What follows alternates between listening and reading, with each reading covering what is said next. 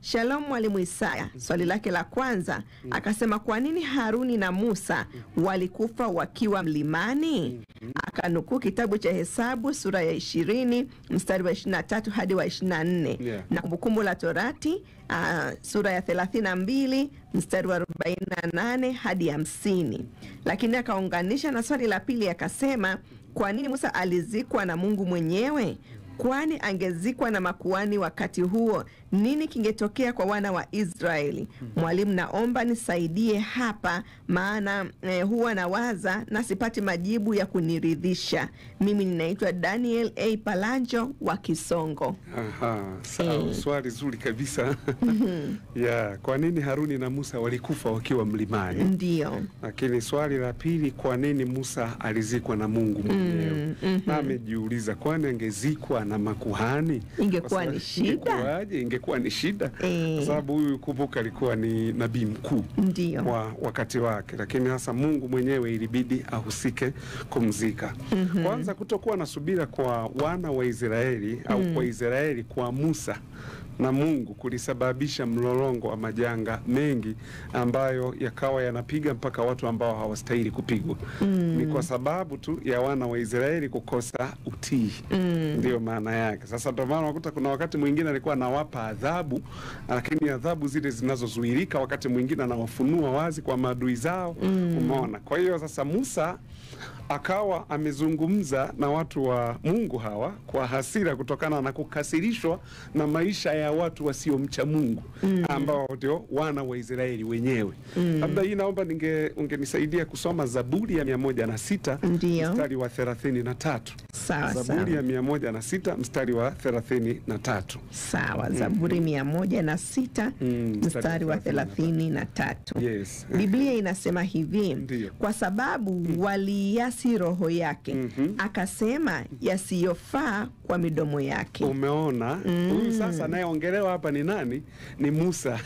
Kwa sababu waliasi roho yake, akasema yasiyofaa kwa midomo yake. Kwa aliupiga mwamba badala ya kusema nao utoe maji kama alivyoagizwa na Mungu.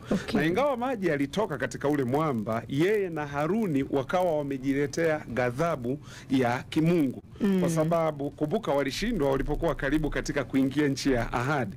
Kwa badala ya kusaidia kuinua mikono iliyochoka ya Musa na Haruni, Israeli waliwasukuma viongozi hao hadi kwenye mlima na kuwafanya washindwe kuingia katika nchi ya ahadi ya Kanaani. Kwa huu ulikuwa mwezi wa kwanza ambapo mwezi wa kwanza katika mwaka wa 40 tangu watoke Misri. Na kituo kilichofuata kilikuwa mlima wa Hori, unajulikana hivyo, ambapo Haruni alikufa katika mwezi wa 5 wa mwaka wa 40. Hii ni kutokana na Hesabu, kitabu cha Hesabu 33 38. Kwa ni mlolongo wa dhambi mbaya jinsi gani unaendelea. Kwa hili linatufundisha kuwa tunapaswa kuwa waangalifu jinsi tunavyohusiana na Mungu licha ya upendo wake mkuu kwa wanadamu, kutokuwa kosesha watumishi wake. Maana Biblia kitabu cha Waebrania inasema watiini na kuwaongoza wanaonyenyekea, kwa sababu wao wanakesha kwa ajili ya roho zenu. Sasa kumbuka, mtu mpole zaidi duniani, yani Musa, hakuwa mvumilivu tena kiasi cha kuweza kutii amri ya Mungu, na hivyo ikasababisha ghadhabu ya Mungu ikasababisha kifo cha Haruni wakati huu. Lakini pamoja na yeye mwenyewe, na baada ya kifo cha Haruni, Eliazari mtoto wake ndo alichukua sehemu ya hiyo kuwa kuhani mkuu. Lakini Mungu alimwambia Musa apige mwamba na maji yatatoka. Manake anachohitaji Mungu kutoka kwa waja wake ni utiifu tu, utiifu kamili. Yani ndio maana yake. Ndio maana kama unakumbuka, Mungu kupitia nabii Samuel anamwambia Sauli, je, sadaka ni bora kuliko utii? Na watu wengine wamechukua hilo andiko, wanafikiria hatutakiwi kutoa sadaka, tunatakiwa tu kumtii Mungu. Lakini hayo ni makosa, kwa sababu ni kipi ulichoagizwa? Kwa sababu Sauli alichoagizwa, teketeza Waamaleki wote, usichukue kitu chochote. Kwa maana yake ndio utii ambao unatakiwa. Kwa hiyo kumbuka sasa, ili likawa liko hivyo kwa nabii Musa. Lakini ingawa Mungu alimsamehe nabii Musa naye nabii Musa yuko mbinguni au alienda mbinguni, lakini alipoteza shangwe na lile vibe lile kuingia katika nchi ya ahadi ya hapa duniani. Maana yake kumbuke, angalia nchi aliyoitabikia miaka 40 jangwani, ambayo anatamani naye aingie ione hiyo nchi kwa kuwatoa wana wa Israeli au watu wa Mungu kwenye yale mateso, lakini inakomea hapa jangwani. Hawezi kuingia kwenye hiyo nchi. Licha ya kutokutii kwa Musa, lakini Mungu bado aliwaandalia watu tele. Inatufundisha kwamba upendo wa Mungu kwa watu wake ni mkuu sana. Pamoja na hivyo, lakini bado Mungu upendo wake ungekuwa uko ni mkubwa sana. Kwa hiyo Mungu alishughulika na Musa, lakini watu walihitaji maji. Hata na hivyo maji yalitoka. Yaani ndio uone kati ya Mungu na mtumishi wake, kwa sababu Mungu alimwambia Musa, piga mwamba utatoa maji. Yeye Musa hakupiga mwamba. Mungu alimwambia usemeshe. Yeye Musa hakusemesha, aliupiga mwamba. Lakini pamoja na kuwa yeye amekosea, bado uaminifu wa Mungu ulikuwepo tu kwa wana wa Israeli. Kwa huenda Musa aliondoka akifikiri kwamba alifanya vyema, na pengine watu walifikiri hivyo pia, kwa sababu kile alichofanya kilionekana kufanya kazi. Impact ilionekana. Unaona? Lakini kile kinachofanya kazi sio kipimo bora cha kile ambacho ni sawa mbele za Mungu. Hivyo. Lakini kumbuka, kama Biblia inavyosema kuwa msizidi kunena kwa kupita, msizidi kunena kwa majivuno kupita kiasi. Majivuno yasitoke vinywani mwenu. Yaani ndivyo hivyo. Kwa hiyo unaona hapa ni hasira ile ambayo Musa alikuwa nayo. Hii ndio sababu kubwa sasa ya Mungu kumuua Musa kule mlimani, kwa sababu mbele za Mungu alionekana kutokutii maagizo yake. Hata kama huku mbele za wana wa Israeli miujiza ilifanyika kwa namna ambavyo walifanya, lakini mbele za Mungu hii ilionekana ni kutokutii maagizo yake. Wakati mwingine tuwahi kuongea hapa katika namna fulani, tulipokuwa tunajibu swali la namna hii, kuwa pia aliharibu mfano, kwa sababu mambo yote yaliyotokea Biblia inasema yaliyowapata wale yalikuwa ni mambo ya mifano. Kwa hiyo mfano ulikuwa ni kuwa manake kupiga mwamba. Kumbuka Yesu Kristo ni mwamba. Kwa kama mwamba ule manake kupiga, maana mwanzo aliambiwa upige mwamba ukatoa maji. Ndio hii ikawa inatabiri kifo cha Yesu Kristo, kuwa atachomwa mkuki ubavuni, alafu maji na damu vitatoka ubavuni. Kwa mara ya pili Mungu anamwambia usemeshe mwamba. Yeye hajausemesha mwamba, akaupiga mwamba. Manaka akawa ameharibu ule mfano. Kwa hiyo na yenyewe ikapelekea kuwa Mungu akawa amekasirika wakati huo. Sasa hili ni swali A. Swali B, kwa nini Musa alizikwa na Mungu mwenyewe? Kwani angezikwa na makuhani wakati huo, nini kingetokea kwa wana wa Israeli? Sasa mimi nimwambie ndugu yetu Danieli Palanje wa Kisongo kuwa kulikuwa na sababu kadhaa kwa nini maziko ya Musa yalikuwa ya kipekee na yasio na alama, na hakuna anayejua kaburi lake. Maana mpaka sasa hakuna anayejua kaburi lake. Sasa sababu ya kwanza ni ili Waisraeli wasimwabudu Musa au kaburi lake. Kwa sababu ujue walimwamini sana. Na hawa ni watu wepesi sana kuabudu vitu vya namna hiyo. Kuna wakati nabii Musa ameenda mlimani kwa siku 40 kwenda kuchukua zile amri 10 za Mungu. Akiwa kule mlimani huku tayari wameshatengeneza ndama. Unaona? Yes, kwa ndo manaka. Sasa kwa sababu hawa walikuwa ni warahisi sana na wepesi sana kuingia kwenye mitego ya kuabudu sanamu. Ndio maana unaona walitengeneza sanamu Musa alipochelewa huko. Kwa hiyo maana yake kaburi la Musa wangelifanya wao kuwa ni sanamu. Yaani wangelifanya kuwa ndio pale waanze kumwabudu. Sasa hilo jambo Mungu hakulitaka. Hiyo ni sababu ya kwanza. Lakini sababu ya pili ni ili Waisraeli wasiuchukue mwili wa Musa na kuupeleka Kanaani, kwa kutokutia agizo la Mungu kwamba Musa hataingia kwenye nchi ya ahadi. Kwa maana yake mwili wa Musa ungekuwepo. Kumbuka Mungu amemwambia kuwa kwa hili mlilolifanya au hili ulilolifanya wewe hautaingia kwenye nchi ya ahadi. Sasa wana wa Israeli tena afe wauchukue ule mwili waende nao mpaka kule Kanaani, manake ingekuwa imevunja ile amri ya Mungu aliyoifanya, kwa sababu walikuwa na utaratibu huo. Kumbuka Yusufu wakati anakaribia siku zake zake za kufa, wakiwa pale Misri, akiwa ni waziri mkuu wa Misri, Yusufu aliwaagiza wana wa Israeli akasema, bila shaka Mungu atawaletea msaada, na mtakapokuja mimi mifupa yangu msiiache huku, muichukue muipeleke mpaka kwenye nchi ya ahadi. Na Biblia inatupa ushahidi kuwa kweli wakati wanaondoka Israeli walibeba kwenye sanduku mifupa ya Yusufu, wanaenda nayo wapi? Nchi ya ahadi. Kwa hiyo isingekuwa neno kubwa wao kubeba mwili wa Musa pale waelekee nao nchi ya ahadi, kwa sababu kipindi hicho walikuwa na teknolojia inaitwa mummies technology au mummification technology, ambayo ni ya kuhifadhi maiti isiharibike. Ndio hii maana ukumbuke wamekaa Misri muda mrefu, na Misri ndio kulikuwa na ustaarabu huo wa kuhifadhi hizo maiti muda mrefu. Ndio maana kuna maiti zingine za mafarao ziko mpaka leo zimehifadhiwa. Kona wao walikuwa na huo ujuzi, wangeweza kuhifadhi vizuri sana mwili wa Nabii Musa, wakaupakia kwenye sanduku, alafu safari inaendelea mpaka wahakikisha wamefika huku Kanaani, alafu watafute mahali pa kuzika sasa ule mwili. Kwa Mungu hilo ilikuwa ni sababu ya pili kwa nini Mungu hakuruhusu waende na mwili ule wa Musa, kwa sababu sasa hata kama lakini angeingia mwili wake ungeingia. Kwa hiyo kwa sababu ya pili. Lakini sababu nyingine ni ili kusudi la baadaye la Mungu kwa Musa litimie, lililopendekezwa katika Yuda 1:9 na labda litimilizwe kwenye kugeuka sura kwa Yesu.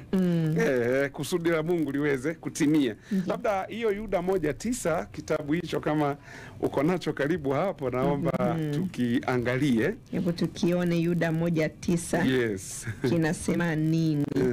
Inasema hivi. Ndio. Lakini Mikaeli malaika mkuu aliposhindana na Ibilisi na kuojiana naye kwa ajili ya mwili wa Musa, hakuthubutu kumshtaki kwa kumlaumu, bali alisema, Bwana na akukemee. Ndio. Okay. Umeona sasa, manake ndio andiko pekee linalotuonyesha, kwa sababu kaburi la Musa halijulikani, mwili wake umeenda wapi haujulikani. Sasa mazishi ya Musa yalikuwa yako complicated kidogo kuliko inavyoonekana.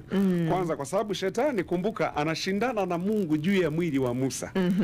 What is so special kwenye huu mwili wa Musa? Hapo sasa. Umeona, hiyo Yuda 1:9 inazungumza juu ya tukio ambalo Mikaeli malaika mkuu katika kushindana na Ibilisi, aliposhindana kuhusu mwili wa Musa, inaonekana kulikuwa na ugomvi juu ya mwili wa Musa. Na kulingana na Yuda, Mikaeli malaika mkuu alishinda shindano hili alipoomba mamlaka ya Bwana. Maana unaona akasema, Bwana na akukemee. Tuliwahi tena kuliongea hapa kuwa ukumbuke Lucifer alikuwa ni general. Kwa hiyo Mikaeli malaika mkuu ni general mwenzake huyu. Ingawa huyu ni general muasi aliyeasi huyu Lucifer sasa. Kwa sababu ya Lucifer ni kwenye kundi lile la malaika la hawa makerubi hawa tunawaita. Kwa hiyo aliasi akawa malaika mkuu. Kwa hiyo yani uwezo wa kupambana wanao wote, kwa ndo maana ikabidi aite mamlaka iliyo kubwa na kusema Bwana anakukemea. Lakini kwa nini Mikaeli alishindana na shetani juu ya mwili wa Musa? Hilo bado halijawa wazi. Lakini sasa tunakuja tuseme hivi kuwa kumbuka kuwa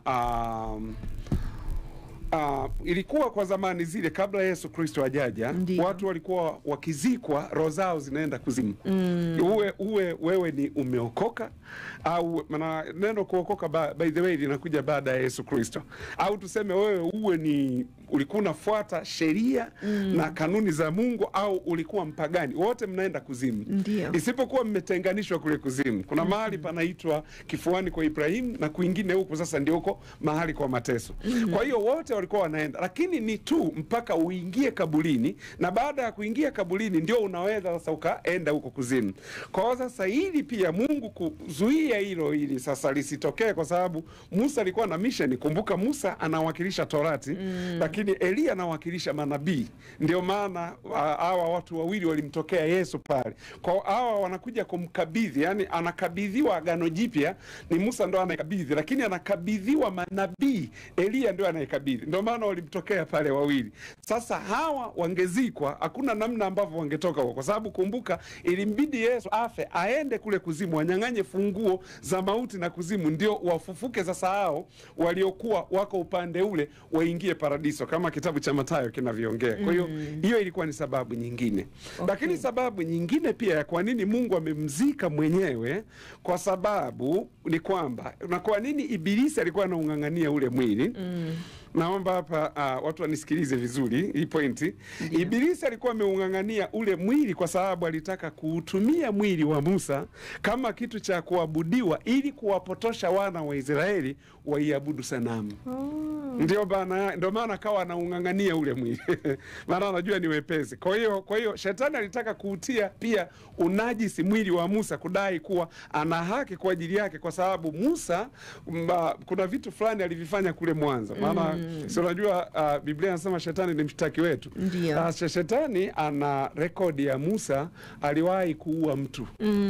Alimuuaga mtu, yule Misri akamfukia. Kwa ana rekodi hiyo na amekuja kihalali kabisa. Anasema huyu ni muuaji. Sasa kumbuka Biblia inasema shetani ni baba wa uongo, tena ni muuaji. Kwa hiyo ina maana kwenye ile tendo lililofanyika pale la kuua mtu, shetani anaona huyu kumbe huyu ni wa kwangu.